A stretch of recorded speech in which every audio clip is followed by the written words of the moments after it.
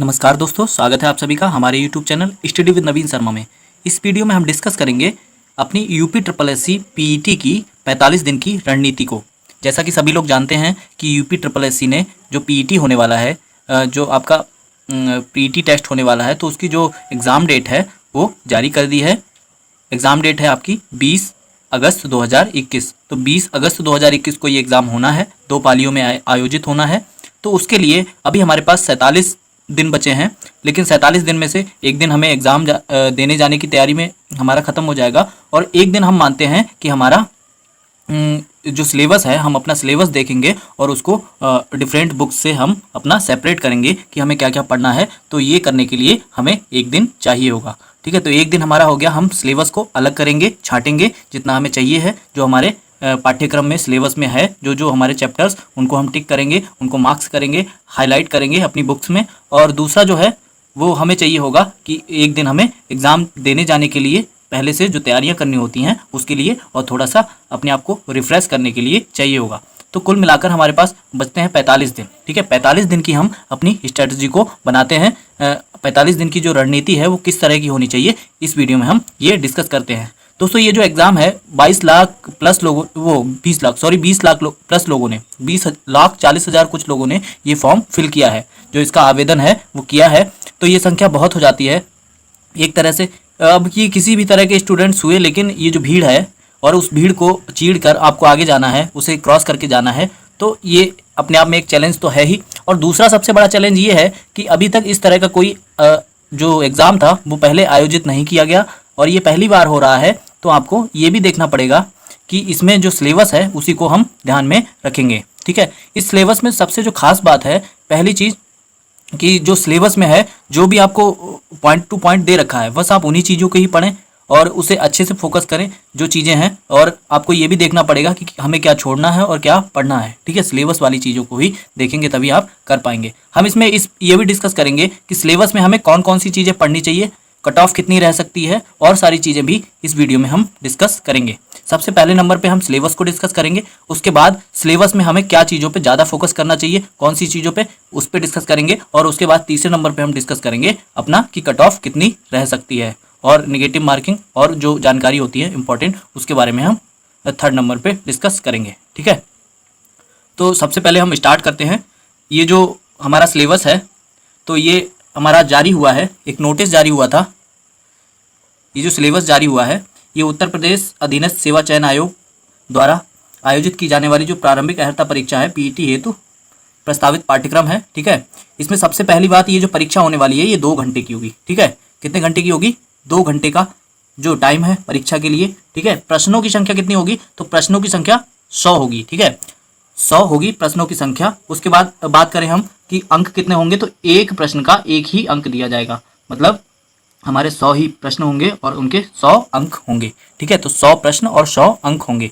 इसके बाद जो हमारे सब्जेक्ट की बात करते हैं कि सिलेबस में कौन कौन से सब्जेक्ट्स हैं, तो जो पहला हमारा सब्जेक्ट है इसमें, पहला हमारा सिलेबस में, वो है भारतीय इतिहास, ठीक है। तो भारतीय इतिहास में हमें कितने 5 नंबर मिलने हैं, या यूं कहें कि 5 क्वेश्चन हमारे भारतीय इतिहास से आएंगे। कितने? 5 क्वेश्चन भारतीय इतिहास से पूछे जाएंगे। तो 5 क्वेश्चन में हमारे किस किस टॉपिक से क्वेश्चन हो सकते हैं? पहला तो हमारा सिंधु घाटी सभ्यता, ठीक है। सिंधु घाटी की सभ्यता जो है उससे हमारा क्वेश्चन आ सकता है, ठीक है। सिंधु घाटी सभ्यता को हमें पढ़ना है। उसके बाद दूसरे नंबर पे वैदिक संस्कृति, ठीक है। वैदिक संस्कृति को पढ़ना है, जो भी आपके वैदिक संस्कृति, वेद हुए हैं, उनसे रिलेटेड जो भी हैं ऋचाएँ वगैरह, ठीक है। तो वैद संस्कृति को पढ़ना है। उसके बाद हमारा है बौद्ध धर्म, गौतम बुद्ध की जीवनी और शिक्षाएं, ठीक है। तो बौद्ध धर्म के बारे में पढ़ना है, उनकी शिक्षाएं और उनकी जो जीवनी है उनके बारे में पढ़ना है। उसके बाद अगला जो है अगला है हमारा जैन धर्म, ठीक है। जैन धर्म के बारे में पढ़ना है। महावीर जो थे हमारे तीर्थकर जैन धर्म के, उनके बारे में पढ़ना है। मौर्य वंश, ठीक है, अशोक सम्राट के बारे में पढ़ना है। इसके बाद गुप्त वंश, ठीक है। जो गुप्त वंश है, समुद्रगुप्त और चंद्रगुप्त द्वितीय, मुख्य रूप से इनके बारे में पढ़ना है। उसके बाद आता है हर्षवर्धन का काल, ठीक है। जो हर्षवर्धन का काल है उसके बारे में भी हमें पढ़ना है। और राजपूत, ठीक है, राजपूत का काल है वो भी हमें पढ़ना है। तो इसके बाद अगला जो है हमें हिस्ट्री में क्या पढ़ना है? सल्तनत काल, ठीक है। क्या पढ़ना है? सल्तनत काल। सल्तनत काल के बारे में पढ़ना है हमें, ठीक है। सल्तनत काल से जितने भी क्वेश्चन बन सकते हैं वो हम देखेंगे। मुगल साम्राज्य के बारे में पढ़ना है हमें, ठीक है। मराठा साम्राज्य के बारे में भी पढ़ना है, और ब्रिटिश राज का अभ्युदय एवं प्रथम स्वतंत्रता संग्राम। जो हमारे ब्रिटिश आए थे वो हमारे भारत में रुके और प्रथम स्वतंत्रता संग्राम था, वहाँ वो पूरा टॉपिक हमें कवर करना है। उसके बाद ब्रिटिश राज का सामाजिक आर्थिक प्रभाव, ठीक है। ब्रिटिश राज का जो सामाजिक आर्थिक प्रभाव था उसे भी हमें पढ़ना है कि हमारे समाज पे क्या प्रभाव पड़ा, और हमारा जो आर्थिक था, हमारे देश की इकोनॉमी से रिलेटेड, मतलब आर्थिक जो प्रभाव था वो क्या था, वो हमें पढ़ना है, ठीक है। तो ये थे हमारे हिस्ट्री के टॉपिक्स, ठीक है। हिस्ट्री में क्या क्या पढ़ना है हमें एक बार फिर देखते हैं।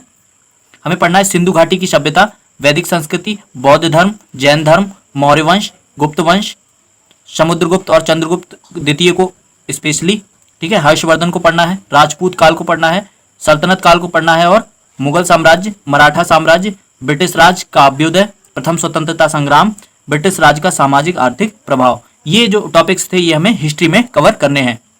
इसके बाद जो हमारा अगला टॉपिक आता है वो है हमारा भारतीय राष्ट्रीय आंदोलन, ठीक है। भारतीय राष्ट्रीय आंदोलन ये अलग से एक टॉपिक है, हिस्ट्री का ही पार्ट है ये, ठीक है। ये हमारा मॉडर्न हिस्ट्री का पार्ट है, ठीक है। तो इसमें स्वाधीनता आंदोलन के प्रारंभिक वर्ष, जो हमारा स्वाधीनता आंदोलन हुआ था उसके प्रारंभिक वर्ष, स्वदेशी व सविनय अवज्ञा आंदोलन, महात्मा गांधी तथा अन्य नेताओं की भूमिका, ठीक है। जो आंदोलन हुए थे महात्मा गांधी द्वारा, सविनय अवज्ञा आंदोलन और स्वदेशी जो आंदोलन हुए उनमें महात्मा गांधी की और जो फेमस नेता थे उनकी जो भूमिका थी उसको पढ़ना है। उसके बाद क्रांतिकारी आंदोलन तथा उग्र राष्ट्रवाद का उदय, ये भी पढ़ना है। क्रांतिकारी आंदोलन जो हुए थे और उग्र राष्ट्रवाद, मतलब जो हमारे उग्रवादी नेता थे उसके बारे में, उनके बारे में भी पढ़ना है, ठीक है। उसके बाद अगला है विधायी संशोधन तथा ब्रिटिश ईस्ट इंडिया कंपनी 1935 का जो एक्ट था, विधायी संशोधन और ब्रिटिश इंडिया एक्ट जो था 1935, जो कि संविधान का हमारे सबसे बड़ा स्रोत है हमारे भारतीय संविधान का, उसे हमें अच्छे से पढ़ना है। भारत छोड़ो आंदोलन, आजाद हिंद फौज, नेताजी सुभाष चंद्र बोस के बारे में पढ़ना है, ठीक है। ये भी हमारे, तो ये हो गया हमारा। इससे हमारे कितने क्वेश्चन आने हैं, ये हमारे 5 टॉपिक्स हैं और 5 से 5 क्वेश्चन आने हैं, ठीक है। कितने क्वेश्चन आने हैं, 5 क्वेश्चन आने हैं। तो ये हमें सारे टॉपिक कवर करने हैं। इसके बाद आता है हमारा ज्योग्राफी का सिलेबस। जियोग्राफी में हमें क्या क्या पढ़ना है, भूगोल में हमें क्या पढ़ना है। पहला हमारा टॉपिक है भारत एवं विश्व का भौतिक भूगोल, ठीक है। भारत और विश्व का भौतिक भूगोल, ये जो भारत और विश्व का भौतिक भूगोल है इसे आप पढ़ सकते हैं एनसीईआरटी की जो बुक है 11th क्लास की एक बुक है एनसीईआरटी की, वो इसी तरह से कुछ उसका नाम है, भारत एवं विश्व का भौतिक भूगोल, ठीक है। तो खास तौर पे आपको भारत के भूगोल पे फोकस करना है, उसी से क्वेश्चन बनने की संभावना अधिक है, ठीक है। उसके बाद नदियां एवं नदियों की घाटी, इसके बारे में पढ़ना है आपको। जो भी नदियां हैं उनकी घाटी, भूजल संसाधन के बारे में पढ़ना है, पर्वत पहाड़ियां और हिमनद के बारे में पढ़ना है, मरुस्थल और शुष्क क्षेत्रों के बारे में पढ़ना है, वन के बारे में पढ़ना है और खनिज संसाधन के बारे में पढ़ना है। मरुस्थल और शुष्क क्षेत्रों पे हमने एक वीडियो बना रखा है पहले से, बहुत अच्छा है, मैप के माध्यम से समझाया गया है, ठीक है। पर्वतों के बारे में भी समझाया गया है, इसका भी एक वीडियो है, आप जा सकते हैं, इसका लिंक हम डिस्क्रिप्शन बॉक्स में दे देंगे। नदियों के बारे में भी समझा रखा है, इसका भी एक मैपिंग के माध्यम से वीडियो है, आप एक बार वीडियो देख लेंगे तो आपको सारी नदियों के बारे में जानकारी और उनसे कोई भी क्वेश्चन आपका नहीं छूटेगा, ठीक है। तो आप ये तीनों के वीडियोस हमारे चैनल पे दे रखे हैं, आप जा सकते हैं, हम उसके लिंक डिस्क्रिप्शन बॉक्स में दे देंगे। नदियों से रिलेटेड और आपका पहाड़ों से रिलेटेड, मरुस्थल, ये तीनों एनसीईआरटी से हमने कवर किए हैं और मैपिंग के माध्यम से बहुत अच्छे से समझाया गया है, तो इन्हें आप देख सकते हैं। अगला जो हमारा टॉपिक है खनिज संसाधन, ठीक है। खनिज संसाधन आपको पढ़ने हैं, कौन कौन से खनिज कहाँ कहाँ पाए जाते हैं और क्या स्पेसिफिकेशन होता है इनका, ठीक है। मिनरल्स जो होते हैं हमारे वो, उनके बारे में सब पढ़ना है। उसके बाद अगला जो है हमारा भारत एवं विश्व का राजनीतिक भूगोल, ठीक है। भारत और विश्व के राजनीतिक भूगोल के बारे में पढ़ना है। राजनीतिक भूगोल पढ़ेंगे आप, उनकी कैसे जो फर्क पड़ता है राजनीति से भूगोल पर, उसका इफेक्ट क्या होता है, ठीक है। तो इस तरह का आप वो सब चीजें पढ़नी है, ये भी आपको एनसीईआरटी में ही मिल जाएगा, ठीक है। एनसीईआरटी की बुक्स भी राजनीतिक भूगोल करके है। उसके बाद जलवायु तथा मौसम, ठीक है। जलवायु और मौसम के बारे में पढ़ना है। उसके बाद टाइम जोन, जो भी आपके टाइम है, भारत की कौन सी रेखा है जिससे हमारा टाइम मापा जाता है, ठीक है। उसके बाद जो हमारी 82 डिग्री 82 डिग्री है, ठीक है, 82 डिग्री 30 मिनट जो हमारी रेखा है, ठीक है, देशांतर रेखा, उसी से हमारा क्या होता है, टाइम निर्धारित होता है। तो ये हमें पढ़ना है इस बारे में। उसके बाद जनसांख्यिकी परिवर्तन तथा प्रवास, इसके बारे में पढ़ना है, ठीक है। तो ये हो गया हमारा इसका ज्योग्राफी का सिलेबस। भूगोल में हमें इतने टॉपिक्स कवर करने हैं। इसके बाद बात आती है अर्थव्यवस्था की। भारतीय अर्थव्यवस्था में हमें क्या क्या पढ़ना है, इकोनॉमी है जो, उसमें क्या क्या पढ़ना है। तो इकोनॉमी में देखते हैं, पहला टॉपिक है हमारा भारतीय अर्थव्यवस्था 1947 से 1991 तक। ये 1947 से 1991 तक ये आपको एनसीईआरटी की बुक्स 9th में दे रखा है, ठीक है। एनसीईआरटी की बुक्स 9th की बुक्स है, उसमें ये दे रखा है, आप वहां से इसे पढ़ सकते हैं, ठीक है। उसके बाद योजना आयोग तथा पंचवर्षीय योजनाएं जो है आपकी, योजना आयोग पंचवर्षीय योजनाएं, इनको पढ़ना है आपको। मिश्रित अर्थव्यवस्था का विकास, निजी एवं सार्वजनिक क्षेत्र के बारे में पढ़ना है। हरित क्रांति के बारे में पढ़ना है। दुग्ध विकास एवं ऑपरेशन फ्लड के बारे में पढ़ना है। बैंकों का राष्ट्रीयकरण तथा सुधार, इसके बारे में पढ़ना है, ठीक है। राष्ट्रीयकरण और सुधार, इसके बारे में, ये इंपॉर्टेंट टॉपिक है। वर्ष 1991 में आर्थिक सुधार तथा उसके बाद अर्थव्यवस्था, जो 1991 में सुधार हुए थे आर्थिक रूप से, और उसके बाद अर्थव्यवस्था कैसी हुई, ये पढ़ना है। उसके बाद बस 2014 के पश्चात आर्थिक सुधार, 2014 के पश्चात कौन से आर्थिक सुधार हुए, इस बारे में भी पढ़ना है। इसके बाद कृषि सुधारों के बारे में पढ़ना है, ठीक है।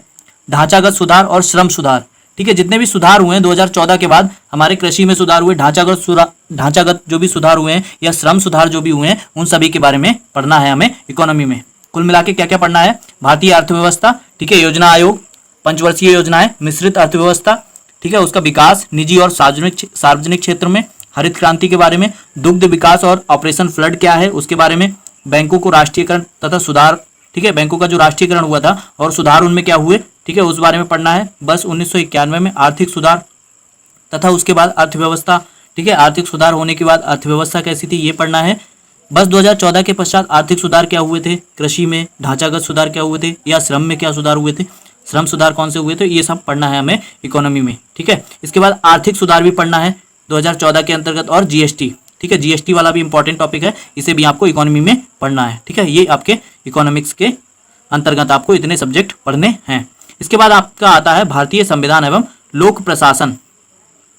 तो इसमें क्या पढ़ना है, भारतीय संविधान, ठीक है, भारतीय संविधान के बारे में पढ़ना है ये। और इसमें जो हमारे टॉपिक्स हैं, भारतीय संविधान की प्रमुख विशेषताएं, क्या क्या विशेषताएं हैं, कठोर है, लचीला है, इस टाइप की जो विशेषताएं हैं और भी विशेषताएं हैं, वो आपको सारे पढ़ने हैं। राज्य के नीति निर्देशक सिद्धांत, ठीक है, जो राज्यों के कर्तव्य होते हैं नागरिकों के प्रति, वो आपको पढ़ने हैं।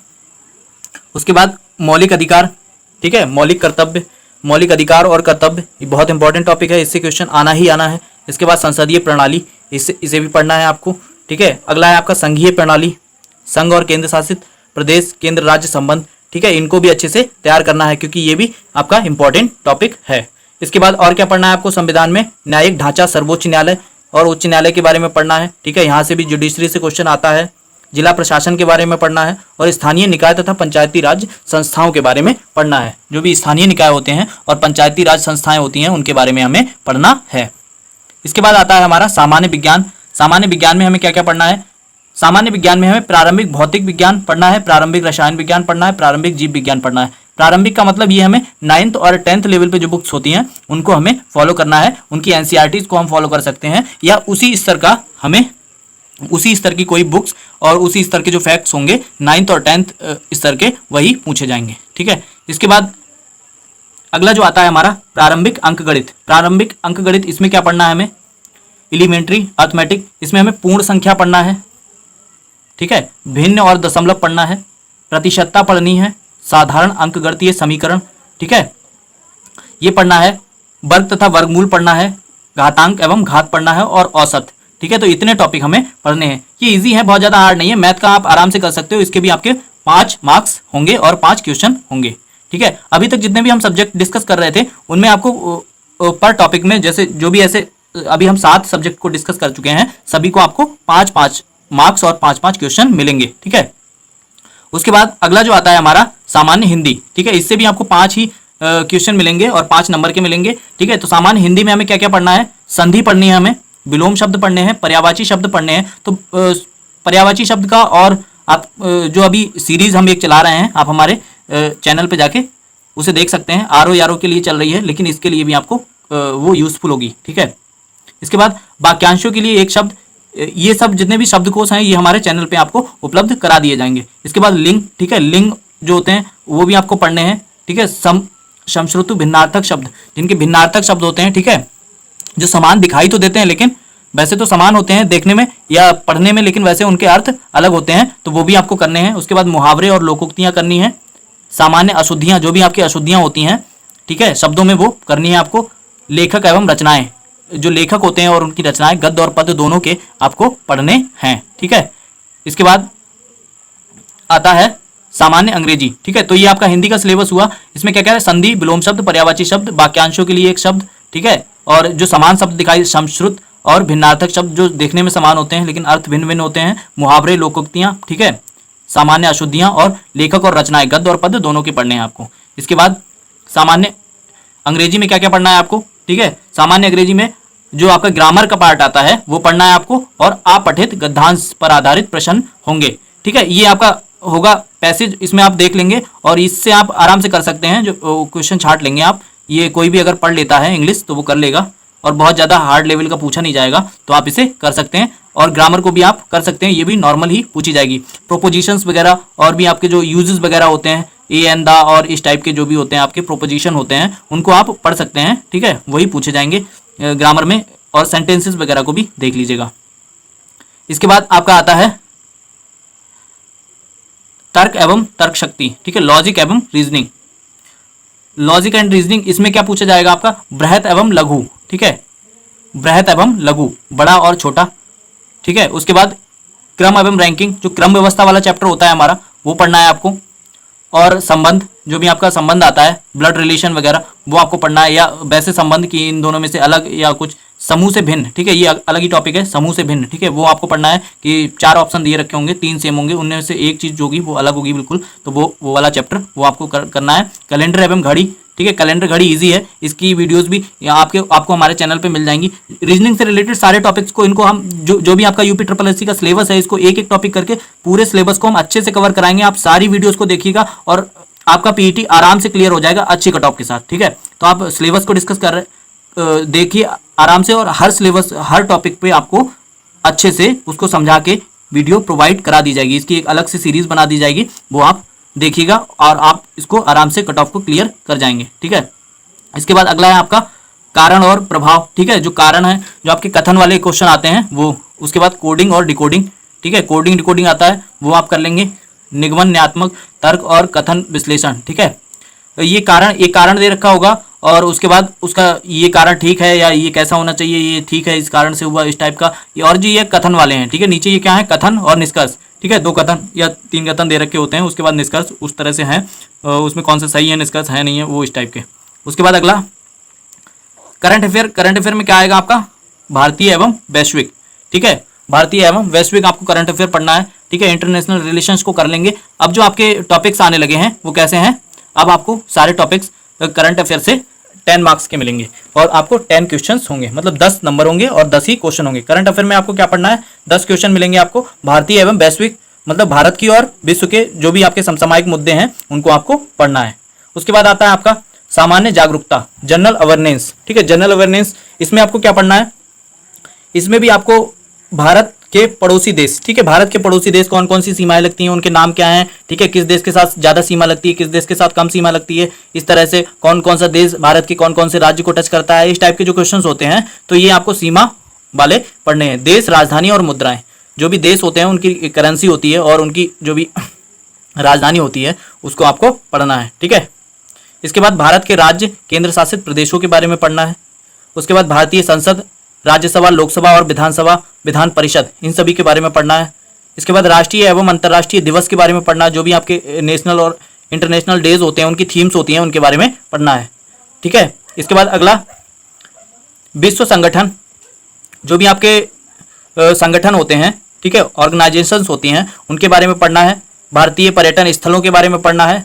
भारत की कला और संस्कृति के बारे में पढ़ना है। ठीक है, ये कला और संस्कृति के आपको हमारी चैनल पे एक सीरीज मिल जाएगी जिसमें प्रीवियस ईयर के जितने भी क्वेश्चंस हैं जो आने वाले हैं उनको सबको कराया गया है। उन्हीं में से आपको कला और संस्कृति से सारे क्वेश्चन मिल जाएंगे। उस सीरीज को आप जरूर से जरूर देख लीजिएगा, ये आपके लिए बहुत ही ज्यादा इंपॉर्टेंट होने वाले हैं। ठीक है, इसके बाद अगला है भारत एवं विश्व के खेल। ठीक है, भारत और विश्व के जो खेल होते हैं उनसे रिलेटेड आपको ये पढ़ना है। उसके बाद भारतीय अनुसंधान और संगठन, जो भी आपके संगठन है, अनुसंधान संगठन है, उनको पढ़ना है। उसके बाद प्रसिद्ध पुस्तकें और लेखक पढ़ने हैं। पुरस्कार एवं विजेता पढ़ने हैं। उसके बाद जलवायु परिवर्तन और पर्यावरण के बारे में पढ़ना है।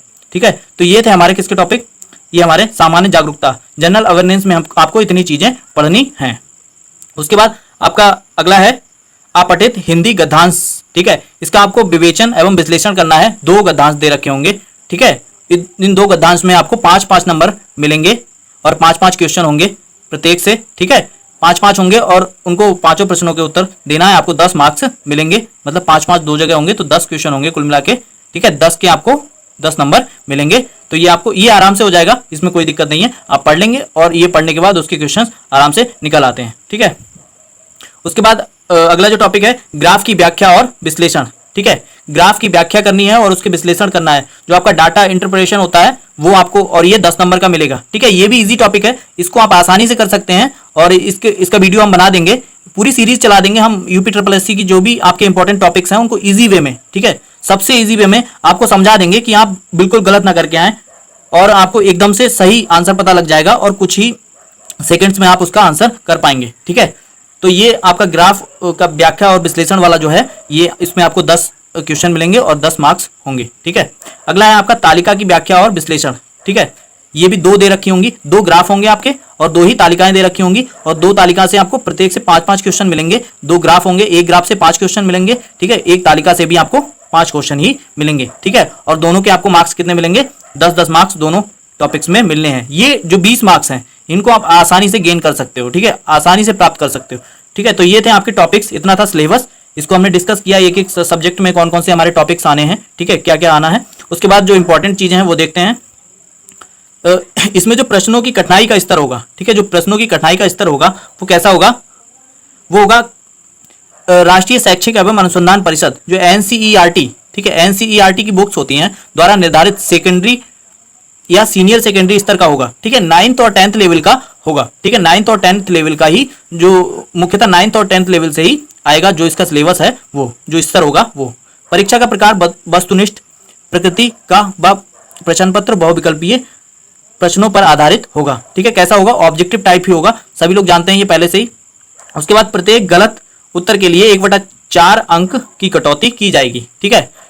1/4 अंक की कटौती प्रत्येक गलत उत्तर के लिए की जाएगी। वैसे तो ये इसमें दे रखा है सेकेंडरी और सीनियर सेकेंडरी, सेकेंडरी और सीनियर सेकेंडरी मतलब 8th के लेवल का ही हो सकता है, उसमें सिलेबस दे रखा हो, लेकिन आपको जो तैयार करना है वो लगभग 10th लेवल तक का आप लेके चलेंगे। 10th लेवल तक का आपको सिलेबस तैयार करना है। NCERT की जो बुक होती हैं उनसे आपको अच्छे से प्रिपेयर करना है, वही इसका एक अच्छा रिसोर्सेज है, ठीक है। और बाकी आप नहीं करना चाहते तो आप रीजनिंग की और जितने भी आपके टॉपिक्स हैं सभी टॉपिक्स पे आपको वीडियोस हमारे चैनल पे फ्री में अवेलेबल करा दी जाएंगी। आप उन्हें देख के भी आराम से तैयार कर सकते हैं। आपको कोई सिलेबस छाटने की जरूरत नहीं, कुछ नहीं करना है, बस आपको वो वीडियोस देखनी है। कंसिस्टेंसी से रेगुलर वीडियोस को देखते रहिएगा, आप आराम से कट ऑफ को क्लियर कर जाएंगे, आप अच्छे से तैयार कर जाएंगे। तो ये था हमारा सिलेबस। उसके बाद हम बात करते हैं कि हमें किन टॉपिक्स पे अधिक जोर देना चाहिए या हमें अच्छे से प्रिपेयर करना चाहिए ताकि कट ऑफ हम आराम से क्लियर कर सकें, ठीक है। तो सबसे पहले हम बात करते हैं, ये जो हमारा आता है तालिका की व्याख्या एवं विश्लेषण, ठीक है। ये आसान होता है, एक क्वेश्चन 2 तालिकाएं दे रखी होंगी और 5-5 क्वेश्चन मिल जाएंगे आपको। तो ये जो 10 नंबर हैं, इन 10 नंबर को आप आराम से कर सकते हैं, ठीक है। तो ये 10 स्कोर आपका 10 में से 9 तो आपके सही हो ही जाएंगे। आपने एक बार इन तालिका को सही से कर लिया तो आपके 9 या 10 भी हो सकते हैं। इसमें तो 10 में से 10 भी कराते हैं लोग। इसके बाद ग्राफ का आता है, तो ग्राफ के भी आपको 2 क्वेश्चन दे रखे होंगे और ये आपके 10 नंबर के होंगे। 5-5 क्वेश्चन, एक ग्राफ से 5 क्वेश्चन होंगे, ठीक है। तो दोनों ग्राफ से 10 नंबर हो गए। तो ये 10 नंबर ये वाले जो आपके हैं ये भी आपके आराम से हो जाएंगे, ठीक है। तो ये 20 नंबर हो गए, 20 नंबर आपको आसानी से मिल जाएंगे। उसके बाद ये आता है हिंदी का पार्ट। हिंदी का पार्ट आता है, इसमें जो ये आता है आपका 2 गद्यांश आएंगे, ठीक है। ये भी आपके क्या होंगे, आपको पढ़ना है, उसमें से ही क्वेश्चन दे रखे होंगे, ये आप आसानी से कर सकते हैं, ठीक है। आपको क्वेश्चन उसी में से पैराग्राफ से छाटने पड़ेंगे, तो ये भी आप आराम से कर सकते हैं। ये हो गए 10 नंबर आपके, कुल मिला के कितने हो गए? 30 नंबर, ठीक है। 30 नंबर का जो अभी तक का मैटर था वो आप आराम से कर सकते हो। इसके बाद आपका आता है सामान्य जागरूकता, जनरल अवेयरनेस, ठीक है। जनरल अवेयरनेस में क्या है, ये भी आपका 10 नंबर का है और इसमें आपके जो पड़ोसी देश हैं इनके बारे में थोड़ा सा पढ़ लीजिए। थोड़े जो इंपॉर्टेंट देश हैं जो चर्चा में रहते हैं या भारत से जिनके संबंध अच्छे रहते हैं उनकी करेंसी के बारे में पढ़िए। सारे नहीं पढ़ने, वैसे तो बहुत सारे देश हैं तो आप सबके बारे में याद करेंगे तो आप नहीं कर पाएंगे। तो आपको क्या पढ़ना है कि आपको देश जो भारत से रिलेटेड हैं, जिनके जो हमेशा चर्चा में रहते हैं या भारत में जिनकी चर्चा होती रहती है, वो चीजें आपको पढ़नी है, ठीक है। भारत के राज्य और केंद्र शासित प्रदेश, इनके बारे में थोड़ा सा पढ़ लीजिए, जो इंपॉर्टेंट फैक्ट्स हैं। जो हाईलाइटेड फैक्ट्स होते हैं केवल वही एग्जाम में पूछे जाएंगे। इसका स्तर बहुत ज्यादा ऊंचा नहीं होगा। जो दिवस होते हैं आपके, भारतीय संस्कृति होती है और इससे रिलेटेड भारतीय संस्कृति की जो पूरी एक लिस्ट प्लेलिस्ट है वो हमारे चैनल पे आपको मिल जाएगी। उसमें सारे ओल्ड ईयर के क्वेश्चंस कराए गए हैं, बहुत ही इंपॉर्टेंट क्वेश्चंस हैं और उन्हीं से आपको सारे क्वेश्चंस मिल जाएंगे जो भी आपके संस्कृति से क्वेश्चन पूछे जाएंगे। तो इसमें आप इतना कर सकते हैं और आप यहाँ से 5 से 6 नंबर आराम से गेन कर सकते हैं अगर आप थोड़ी सी मेहनत कर लेंगे जब, और आप अच्छे से पूरा प्रिपेयर कर सकते हैं तो आप पूरा भी कर सकते हैं। ठीक है, तो आप 10 में से 8 नंबर ला सकते हैं। ठीक है, उसके बाद समसामयिक जो आपका घटना चक्र चल रहा है, आपकी जो करंट अफेयर है, आप इसको अगर न्यूज़पेपर वगैरह पढ़ते रहते हैं तो इसको आप अच्छे से कर लेंगे और इसके क्वेश्चन गलत होने की भी संभावना कम होती है। तो करंट अफेयर आप कर सकते हैं 6-7 नंबर का, तो आप आराम से कर लेंगे अगर आपको पूरा नहीं आता है तब। वैसे तो जो इसमें क्वेश्चन पूछे जाएंगे उनका स्तर बहुत ज्यादा ऊंचा नहीं होगा।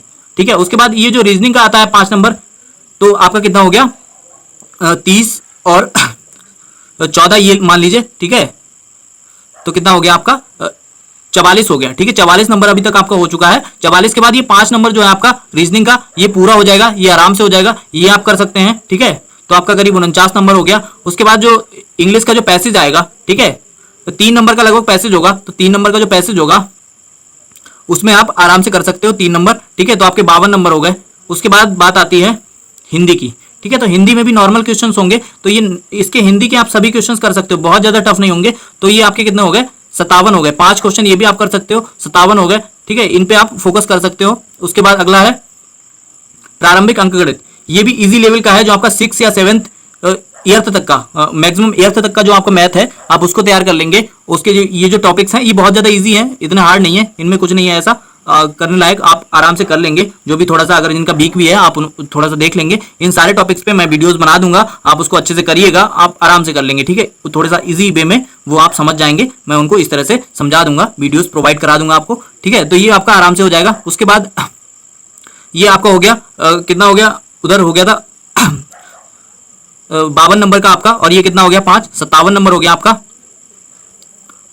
इसके बाद बात आती है आपका अगला सब्जेक्ट कौन सा है, सामान्य विज्ञान। ठीक है, ये भी साइंस लगभग सभी ने पढ़ी होती है, और ये जो साइंस के 5 क्वेश्चंस आएंगे ये टफ नहीं होंगे, इनको भी आप आराम से कर सकते हो। एनसीईआरटी को देख सकते हो एक बार, और उनसे जो फैक्ट होंगे वही पूछे जाएंगे, तो ये आप कर सकते हो। तो 57 और 5 आपके कितने हो गए 62 क्वेश्चन हो गए। 62 क्वेश्चन आपके सही हो चुके हैं। उसके बाद आता है भारतीय संविधान। भारतीय संविधान का जो आपका फंडामेंटल राइट्स हैं, फंडामेंटल ड्यूटीज हैं, ठीक है, और ये नीति निर्देशक तत्व आपके हैं। ठीक है, इन सबको आप कर लेंगे। संसदीय प्रणाली है, जिला प्रशासन है, उच्च न्यायालय, सर्वोच्च न्यायालय, इनके बारे में ये जो टॉपिक्स दे रखे हैं इनके बारे में थोड़ा थोड़ा पढ़ लेंगे आप, जो बेसिक नॉलेज ले लेंगे तो आप इसका आराम से इसको कर देंगे। तो ये भी जो आपके 5 नंबर हैं, ठीक है, ये आप आराम से कर सकते हो। ठीक है, तो 62 और 5 67 नंबर हो गए आपके। ठीक है, 67 नंबर जो है आप आराम से कर सकते हो। उसके बाद आता है आपका ये इकोनॉमी। ठीक है, इकोनॉमी वाला जो पार्ट है एनसीईआरटी अगर आप पढ़ लेते हो, ठीक है, तो ये भी हार्ड नहीं होता, इसमें भी बेसिक्स क्वेश्चन ही पूछे जाते हैं, तो इसके भी आप 2-3 क्वेश्चन तो कर ही सकते हो। ठीक है, कुल मिला के अगर आप 60 से 65 का स्कोर कर लेते हो, ठीक है, 60 से जो 65 का स्कोर है इसके आसपास ही कट ऑफ रहने की उम्मीद है। ठीक है, 65 नंबर पे आप पहुंच जाइए, तब आप सेफ जोन में पहुंच जाएंगे। ठीक है, 65 क्वेश्चन पे आप पहुंच जाएंगे तो आप सेफ जोन में पहुंच जाएंगे। 65 क्वेश्चन को आप कर लीजिए। इसके बाद सब स्टूडेंट्स का अलग अलग होता है कि उन्होंने कौन सा टॉपिक अच्छे से कर रखा है। अभी आपका ज्योग्राफी बचा है, अभी आपका भारतीय राष्ट्रीय आंदोलन बचा है, और अभी आपका ये भारतीय इतिहास बचा है। तो इनमें से 1-2 क्वेश्चन और भी हो सकते हैं। तो आप अगर करना चाहेंगे, आप अच्छे से कर लेंगे तो आप आराम से इसमें अपनी जगह बना सकते हैं, उसकी कट ऑफ में जगह बना सकते हैं। अब बात करते हैं अगर कि फॉर्म कितने पड़े हैं, तो फॉर्म पड़े हैं आपके 20 लाख प्लस। तो 20 लाख प्लस का मतलब क्या है, अगर 2 लाख भी बच्चे सिलेक्ट होते हैं, मोटा मान के चलते हैं, अभी किसी को नहीं पता है कितने सिलेक्ट होंगे, लेकिन अगर मान के चलते हैं 2 लाख भी बच्चे अगर सिलेक्ट किए जाते हैं पीईटी में, तब भी आपको 18 लाख बच्चों को क्रॉस करना है। ठीक है, क्योंकि जो 18 लाख होंगे उनके नंबर आपसे कम होंगे, तभी आप कट ऑफ में सिलेक्ट हो पाएंगे। ठीक है, तभी आप कट ऑफ में सिलेक्ट हो पाएंगे, तो आपको उन 18 लाख को क्रॉस करना है। तो कुछ लोग ऐसे निकालते हैं कि 2 लाख होने हैं तो कितने क्रॉस करने हैं, आपको कम ही क्रॉस करने हैं, कि आपको 20 लोग क्रॉस करने हैं, इस तरह से लोग निकालते हैं कि उसको डिवाइड करके, ठीक है, 20 लाख को 2 से डिवाइड करके इस तरह से निकालते हैं। तो वो जो तरीका है वो एकदम गलत है, क्योंकि आपको कितना करना है, अगर 20 लाख ने फॉर्म भरा है तो आपको 20 लाख में से 18 लाख को क्रॉस करना होगा। 18 लाख को आप क्रॉस करेंगे तभी तो आप 18 लाख से ऊपर आ पाएंगे। 18 लाख प्लस पे जब आपकी कट ऑफ पहुंचेगी उन लोगों से, तभी तो आप कट ऑफ में शामिल हो पाएंगे, जो भी आपकी कट ऑफ आएगी। ठीक है, तो आपको अच्छे से मेहनत करनी है। ये था सिलेबस का डिस्कस किया हमने, कौन कौन से टॉपिक आप कर सकते हैं अच्छे से, ये डिस्कस किया। तो आप आराम से सिलेबस को पढ़िए, एक बार इस वीडियो को आराम से देखिए और जो जो टॉपिक्स आपको बताए गए हैं उनके टॉपिक्स अपनी बुक्स से छांटिए। आप नहीं कर सकते हैं वो मत करिए, कुछ नहीं करिए, उनके टॉपिक्स सारी वीडियोस हमारी सारी प्लेलिस्ट में मिल जाएंगे, आपको प्रोवाइड कराए जाएंगे। आपकी जो 45 दिन की स्ट्रेटेजी है, 45 दिन में आपको पूरा सिलेबस अच्छे से करा दिया जाएगा, याद करवा दिया जाएगा, आप आराम से कर ले जाएंगे और आपका कट ऑफ भी क्लियर हो जाएगा। आज के लिए इतना ही। इसी तरह की वीडियोस के लिए सब्सक्राइब करें हमारा YouTube channel study with Naveen Sharma और बेल आइकन को प्रेस कर दें, जिससे आगे आने वाली वीडियोस की नोटिफिकेशन आपको आसानी से मिलते रहें। धन्यवाद।